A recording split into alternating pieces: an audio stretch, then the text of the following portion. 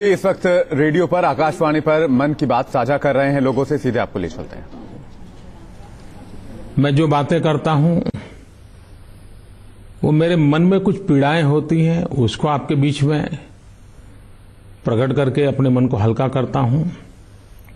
और कभी कभी सुख की कुछ बातें हैं जो आपके बीच बांट करके मैं उस खुशी को चौगुना करने का प्रयास करता हूं। मैंने पिछली बार कहा था कि लंबे अरसे से मुझे हमारी युवा पीढ़ी की चिंता हो रही है। चिंता इसलिए नहीं हो रही है कि आपने मुझे प्रधानमंत्री बनाया है। चिंता इसलिए हो रही है कि किसी मां का लाल, किसी परिवार का बेटा या बेटी ऐसे दलदल में फंस जाते हैं तो उस व्यक्ति का नहीं है, वो पूरा परिवार तबाह हो जाता है, समाज, देश सब कुछ बर्बाद हो जाता है। ड्रग्स, नशा वह ऐसी भयंकर बीमारी है, ऐसी भयंकर बुराई है जो अच्छों को हिला देती है। मैं जब गुजरात में मुख्यमंत्री के रूप में काम करता था तो मुझे कई बार हमारे अच्छे अफसर मिलने आते थे, छुट्टी मांगते थे। मैं पूछता था क्यों। पहले तो नहीं बोलते थे, लेकिन जरा प्यार से बात करता तो बताते थे कि बेटा बुरी चीज में फंसा है, उसको बाहर निकालने के लिए मुझे अब ये सब छोड़ छाड़ करके उसके साथ रहना पड़ेगा। और मैंने देखा था कि जिनको मैं बहुत बहादुर अच्छे अफसर मानता था, वे भी सिर्फ रोना ही बाकी रह जाता था। मैंने ऐसे कई माताएं देखी है। मैं एक बार पंजाब में गया था तो वहां माताएं मुझे मिली थी, बहुत गुस्सा भी कर रही थी, बहुत पीड़ा व्यक्त कर रही थी। हमने इसकी चिंता समाज के रूप में करनी होगी। और मैं जानता हूं कि बालक जो इस बुराई में फंसता है तो कभी कभी हम उस बालक को दोषी मानते हैं, बालक को बुरा मानते हैं। हकीकत यह है कि नशा बुरा है, बालक बुरा नहीं है। नशे की लत बुरी है, बालक बुरा नहीं है। हम अपने बालक को बुरा न माने, आदत को बुरा माने, नशे को बुरा माने और उससे दूर रखने के रास्ते खोजें। बालक को ही धुतकार देंगे तो और नशा करने लग जाएगा। ये अपने आप में एक साइको सोशियो मेडिकल प्रॉब्लम है और उसको हमने साइको सोशियो मेडिकल प्रॉब्लम के रूप में ही ट्रीट करना पड़ेगा, उसी के रूप में हैंडल करना पड़ेगा। और मैं मानता हूं कि कुछ समस्याओं का समाधान मेडिकल से परे है। व्यक्ति स्वयं, परिवार, यार दोस्त, समाज, सरकार, कानून सबको मिलकर के एक दिशा में काम करना पड़ेगा। ये टुकड़ों में करने से समस्या का समाधान नहीं होना है। मैं भी आसाम में डीजीपी की कॉन्फ्रेंस रखी थी। मैंने उनके सामने मेरी पीड़ा को आक्रोश के साथ व्यक्त किया था। मैंने पुलिस डिपार्टमेंट में इसकी गंभीर बहस करने के लिए, उपाय खोजने के लिए कहा है।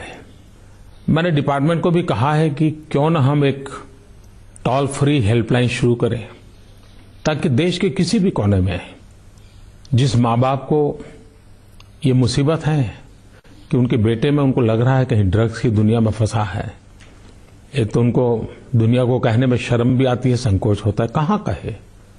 एक हेल्पलाइन बनाने के लिए मैंने शासन को कहा है। वो बहुत ही जल्द उस दिशा में जरूर सोचेंगे और कुछ करेंगे। उसी प्रकार से मैं जानता हूं ड्रग्स 3 बातों को लाता है और मैं उसको कहूंगा एक बुराइयों वाला 3D है। मनोरंजन के 3D की मैं बात नहीं कर रहा हूं।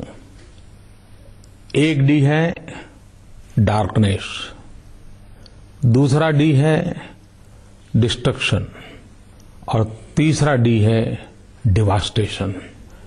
नशा अंधेरी गली में ले जाता है, विनाश के मोड़ पे आकर खड़ा कर देता है और बर्बादी का मंजर, इसके सिवाय आपके नसीब में कुछ नहीं होता है।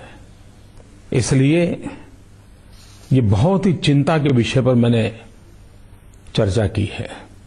जब मैंने पिछले मन की बात के कार्यक्रम में इस विषय का स्पर्श किया था, देश भर में से करीब 7,000 से ज्यादा चिट्ठियां मुझे आकाशवाणी के पते पर आई।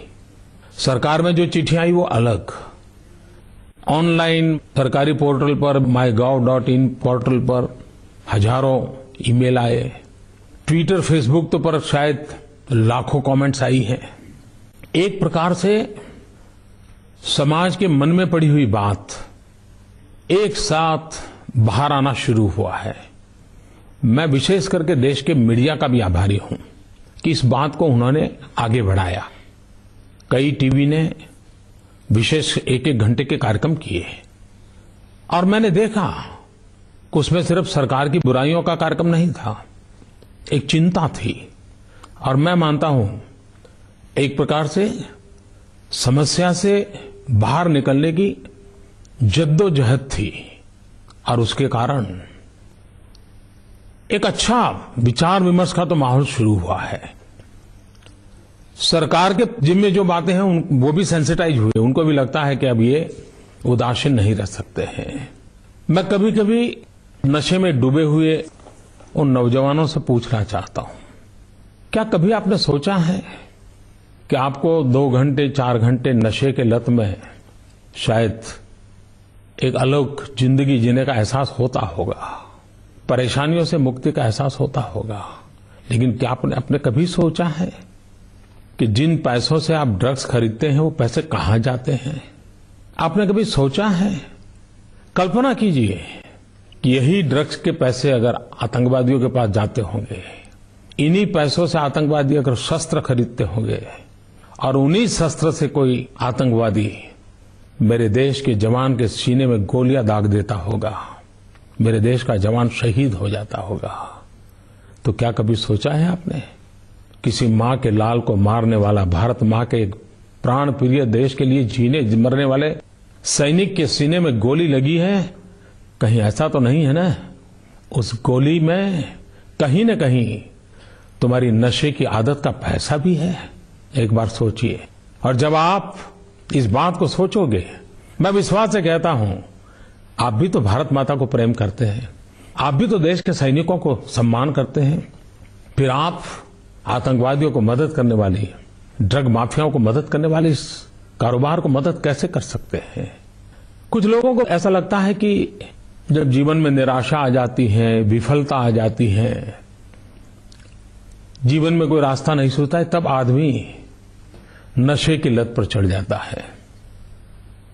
मुझे तो ऐसा लगता है कि जिसके जीवन में कोई ध्येय नहीं है, लक्ष्य नहीं है, ऊंचे इरादे नहीं है, एक वैक्यूम है, वहां पर ड्रग का प्रवेश करना सरल हो जाता है। ड्रग से अगर बचना है, आपके बच्चों को बचाना है, तो उनको ध्येयवादी बनाइए, कुछ करने के इरादे वाले बनाइए, सपने देखने वाले बनाइए। आप देखिए फिर उसको बाकी चीजों की तरफ मन ही नहीं लगेगा, उसको लगेगा नहीं मुझे करना है। आपने देखा होगा जो खिलाड़ी होता है, ठंड में रजाई लेकर के सोने का मन सबको करता है, लेकिन वो नहीं सोता है, वो चला जाता है खुले मैदान में, सुबह 4 बजे 5 बजे चला जाता है। क्यों? ध्येय तय हो चुका है। ऐसे ही आपका कोई बच्चे में ध्येयवादिता नहीं होगी तो फिर ऐसी बुराइयों के प्रवेश का रास्ता बन जाता है। मुझे आज स्वामी विवेकानंद जी के वो शब्द याद आते हैं। हर युवक के लिए वो बहुत सटीक वाक्य है उनके, और मुझे विश्वास है कि वाक्य आप बार बार गुनगुनाए। स्वामी विवेकानंद जी ने कहा है, एक विचार को ले लो, उस विचार को अपना जीवन बना दो, उसके बारे में सोचो, उसके सपने देखो, उस विचार को जीवन में उतार लो। अपने दिमाग, मांसपेशियां, नसों, शरीर के प्रत्येक हिस्से को उस विचार से भर दो और अन्य सभी विचार छोड़ दो। विवेकानंद जी का ये वाक्य हर युवा मन के लिए बहुत काम आ सकता है और इसलिए मैं युवकों से कहूंगा, ध्येयवादी बनने से ही बहुत सी चीजों से बचा जा सकता है। कभी कभी यार दोस्तों के बीच में रहते हैं तो लगता है कि ये बड़ा कूल है, कुछ लोगों को लगता है ये स्टाइल स्टेटमेंट है, और इसी वनअपमैनशिप में ही कभी कभी पता न रहते हुए ऐसी गंभीर बीमारी में फंस जाते हैं। न ये स्टाइल स्टेटमेंट है, न ये कूल है, हकीकत में तो ये बर्बादी का मंजर है। और इसलिए हम सबके हृदय से अपने साथियों को, मैं जब नशे के गौरवगान होते हो, हम अपनी अपनी मजाक की बातें बताते हो, तालियां लेते हो, तब नो कहने की हिम्मत कीजिए, रिजेक्ट करने की हिम्मत कीजिए। इतना ही नहीं, उनको भी ये गलत कर रहे हो, अनुचित कर रहे हो, ये कहने की आप हिम्मत जताइए। मैं माता पिता से भी कहना चाहता हूं, हमारे पास आजकल समय नहीं है, दौड़ रहे हैं, जिंदगी का गुजारा करने के लिए दौड़ना पड़ रहा है, अपने जीवन को और अच्छा बनाने के लिए दौड़ना पड़ रहा है। लेकिन इस दौड़ के बीच में भी अपने बच्चों के लिए हमारे पास समय है क्या? क्या कभी हमने देखा है कि हम ज्यादातर अपने बच्चों के साथ उनकी लौकिक प्रगति की ही चर्चा करते हैं? कितने मार्क्स लाया, एग्जाम कैसी गई, ज्यादातर क्या खाना है, क्या नहीं खाना है, या कभी कहां जाना है, कहां नहीं जाना है। हमारी बातों का दायरा इतना सीमित है।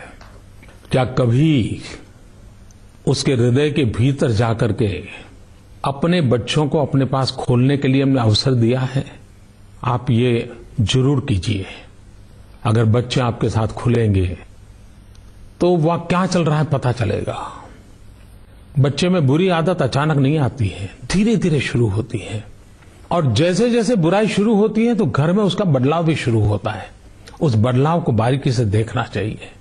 उस बदलाव को अगर बारीकी से देखेंगे तो मुझे विश्वास है कि आप बिल्कुल बिगिनिंग में ही अपने बालक को बचा लेंगे। उसके यार दोस्तों की भी जानकारी रखिए, और सिर्फ प्रगति के आसपास बातों को सीमित न रखें। उसके जीवन की गहराई, उसकी सोच, उसके तर्क, उसके विचार, उसकी किताब, उसके दोस्त, उसके मोबाइल फोन्स, क्या हो रहा है, कहां उसका समय बीत रहा है, अपने बच्चों को बचाना होगा। मैं समझता हूं जो काम माँ बाप कर सकते हैं और कोई नहीं कर सकता। हमारे यहां सदियों से अपने पूर्वजों ने कुछ बातें बड़ी विद्वत्तापूर्ण कही है, और तभी तो उनको स्टेट्समैन कहा जाता है। हमारे यहां कहा जाता है, 5 वर्ष लव लीजिए 10 लव ताड़न देई। 5 वर्ष लव लीजिए 10 लव ताड़न देई। सुत ही 16 वर्ष में मित्र सरिस गनि देई। सुत ही 16 वर्ष में मित्र सरिस गनि देई। कहने का तात्पर्य यह है कि बच्चे की 5 वर्ष की आयु तक माता पिता प्रेम और दुलार का व्यवहार रखें। इसके बाद जब पुत्र 10 वर्ष का होने हो तो उसके लिए डिसिप्लिन होना चाहिए, डिसिप्लिन का आग्रह होना चाहिए। और कभी कभी हमने देखा है कि जो समझदार मां रूठ जाती है, एक दिन बच्चे से बात नहीं करती है, बच्चे के लिए बहुत बड़ा दंड होता है। दंड मां तो अपने को देती है, लेकिन बच्चे को भी सजा हो जाती है। मां कह दे कि बस आज मैं बोलूंगी नहीं। आप देखिए 10 साल का बच्चा पूरे दिन परेशान हो जाता है, वो अपनी आदत बदल देता है। और 16 साल का जब हो जाए तो उसके साथ मित्र जैसा व्यवहार होना चाहिए, खुल करके बात होनी चाहिए। ये हमारे पूर्वजों ने बहुत अच्छी बात बताई है। मैं चाहता हूं कि ये हमारे पारिवारिक जीवन में इसका कैसे हो उपयोग। एक बात मैं देख रहा हूं दवाई बेचने वालों की, कभी कभी तो दवाइयों के साथ ही इस प्रकार की चीजें आ जाती है। जब तक डॉक्टर के प्रिस्क्रिप्शन के बिना ऐसी दवाइयां न दी जाएं, कभी कभी तो कफ सिरप भी ड्रग्स की आदत देने की शुरुआत बन जाता है। नशे की आदत की शुरुआत बन जाता है। बहुत सी चीजें हैं, मैं इसकी चर्चा करना नहीं चाहता हूं, लेकिन इस डिसिप्लिन को भी हमको स्वीकार करना होगा। इन दिनों अच्छी पढ़ाई के लिए गांव के बच्चे भी अपना राज्य छोड़ करके अच्छी जगह पर एडमिशन के लिए बोर्डिंग लाइफ जीते, हॉस्टल में जीते हैं। मैंने ऐसा सुना है कि वो कभी कभी इस बुराइयों का प्रवेश द्वार बन जाता है। इसके विषय में शैक्षिक संस्थाओं ने, समाज ने, सुरक्षा बलों ने, सबने बड़ी जागरूकता रखनी पड़ेगी। जिसकी जिम्मेवारी हो, जिम्मेवारी पूरा करने का प्रयास होगा। सरकार के जिम्मे जो होगा वो सरकार को भी करना ही होगा, और इसके लिए हमारा प्रयास रहना चाहिए। मैं ये भी चाहता हूं, मुझे जो चिट्ठियां आई हैं बड़ी बड़ी रोचक चिट्ठियां, बड़ी दर्दनाक चिट्ठियां भी हैं, बड़ी प्रेरक चिट्ठियां भी हैं। मैं आज सबका उल्लेख तो नहीं करता हूं, लेकिन एक मिस्टर दत्त करके थे जो नशे में डूब गए थे, जेल गए। जेल में भी उन पर बहुत बंधन थे, लेकिन बाद में जीवन में बदलाव आया। जेल में भी पढ़ाई की और धीरे धीरे उनका जीवन बदल गया। उनकी एक कथा बड़ी प्रचलित है कि रौड़ा जेल में थे। ऐसे तो कईयों की कथाएं होगी, कई लोग हैं जिसमें से बाहर आए हैं। हम बाहर आ भी सकते हैं और आना भी चाहिए, उसके लिए हमारा प्रयास भी होना चाहिए। उसी प्रकार से आने वाले दिनों में मैं सेलिब्रिटीज को भी आग्रह करूंगा, चाहे सिने कलाकार हो, खेल जगत से जुड़े हुए लोग हो, सार्वजनिक जीवन से लोग जुड़े हुए हो, सांस्कृतिक संत जगत हो, हर जगह से इस विषय पर बार बार लोगों को जहां भी अवसर मिले हमने जागरूक रखना चाहिए, संदेश देते रहना चाहिए। उससे एक जरूर लाभ होगा। जो सोशल मीडिया में एक्टिव है उनसे मैं आग्रह करता हूं, क्या हम सब मिलकर के ड्रग फ्री इंडिया हैशटैग के साथ एक लगातार मूवमेंट चला सकते हैं, क्योंकि इस दुनिया से जुड़े हुए ज्यादातर बच्चे सोशल मीडिया से भी जुड़े हुए हैं। अगर हम ड्रग फ्री इंडिया हैशटैग इसको आगे बढ़ाएंगे तो एक लोक शिक्षा का एक अच्छा माहौल हम खड़ा कर सकते हैं। मैं चाहता हूं कि इस बात को हम और आगे बढ़ाएं, हम सब कुछ न कुछ प्रयास करें। जिन्होंने सफलता पाई है वो इसको शेयर करते रहें, लेकिन मैंने इस विषय को इसलिए स्पर्श किया है, मैंने कहा ना, दुख बांटने से कम होता है। देश की पीड़ा है, ये मैं उपदेश नहीं दे रहा हूं और न ही मुझे उपदेश देना कोई हक है, सिर्फ अपना दुख बांट रहा हूं। या तो जिन परिवारों में ये दुख है उस दुख में मैं शरीक होना चाहता हूं, और मैं एक जिम्मेवारी का माहौल क्रिएट करना चाहता हूं। हो सकता है इस विषय में मतमतांतर हो सकते हैं, लेकिन कहीं से तो शुरू करना पड़ेगा। मैंने कहा था मैं खुशियां भी बांटना चाहता हूं। मुझे गत सप्ताह ब्लाइंड क्रिकेट टीम से मिलने का मौका मिला।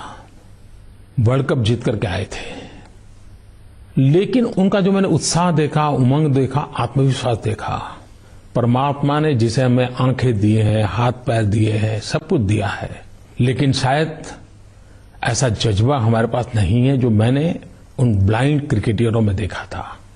क्या उमंग था, क्या उत्साह था। यानी मुझे भी उनको मिलकर के ऊर्जा मिली, मुझे भी ऊर्जा मिली। सचमुच में ऐसी बातें जीवन को बड़ा बड़ा ही आनंद देती है। पिछले दिनों एक खबर चर्चा में रही, जम्मू कश्मीर के क्रिकेट टीम ने मुंबई जाकर के मुंबई की टीम को हराया। मैं इसे हार जीत के रूप में नहीं देख रहा हूं, मैं इस घटना को दूसरे रूप में देख रहा हूं। पिछले लंबे समय से कश्मीर में बाढ़ के कारण सारे मैदान पानी से भरे थे। कश्मीर संकटों से गुजर रहा है, हम जानते हैं। कठिनाइयों के बीच भी इस टीम ने जो टीम स्पिरिट के साथ, बुलंदी के हौसले के साथ जो विजय प्राप्त किया है वह अभूतपूर्व है।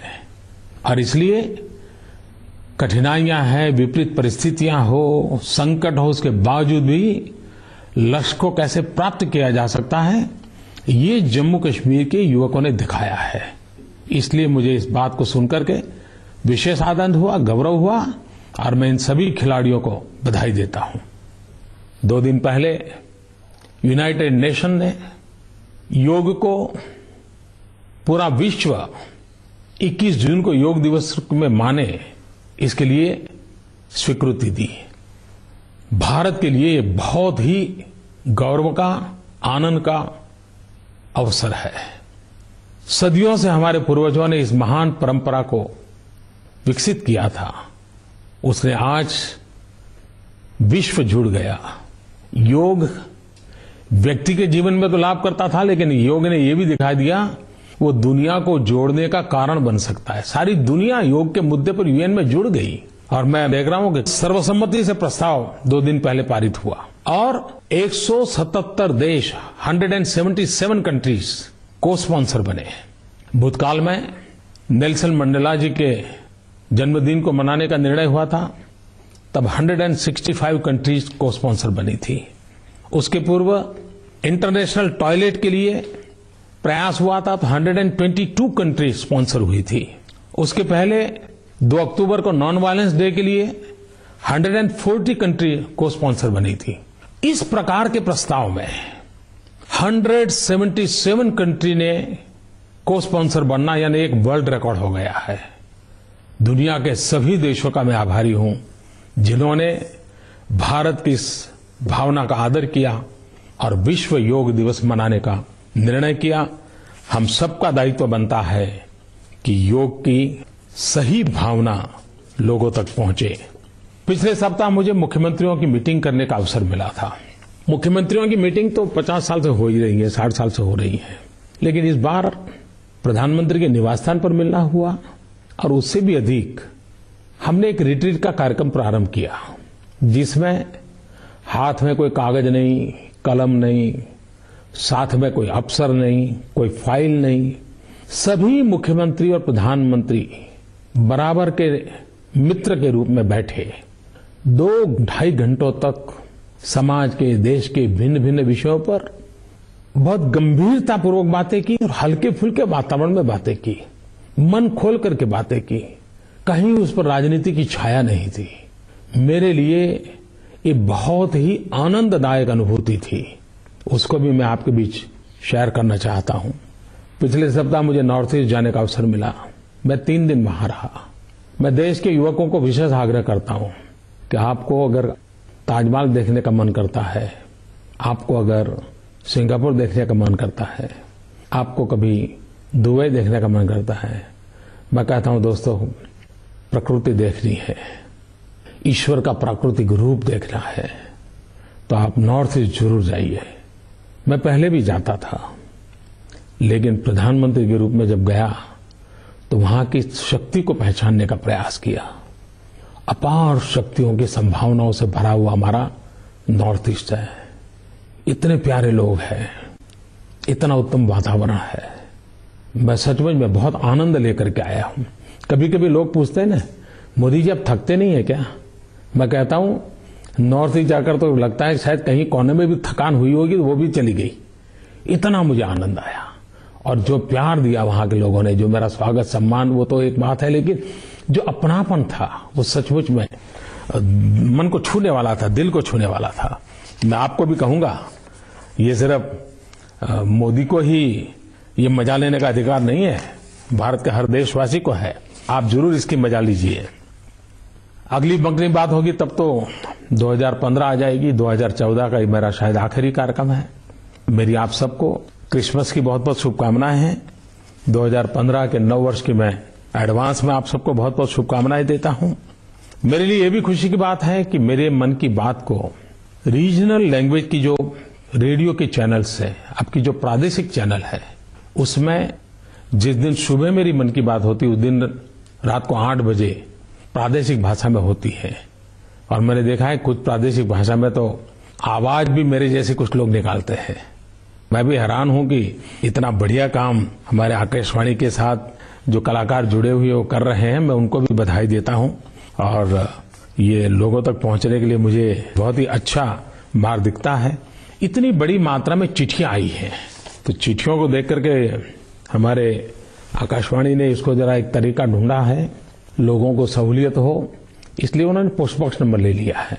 तो मन की बात पर अगर आप कुछ बात कहना चाहते हैं तो आप पोस्ट बॉक्स पर लिख सकते हैं। और मन की बात पोस्ट बॉक्स 111 आकाशवाणी नई दिल्ली। मुझे इंतजार रहेगा आपके पत्रों का। आपको पता नहीं है आपके पत्र मेरे लिए प्रेरणा बन जाते हैं। आपके कलम से निकली एक आध बात देश के काम आ सकती है। मैं आपका आभारी हूं। फिर हम 2015 में जनवरी में किसी न किसी रविवार को जरूर 11 बजे मिलेंगे, बातें करेंगे। बहुत बहुत धन्यवाद।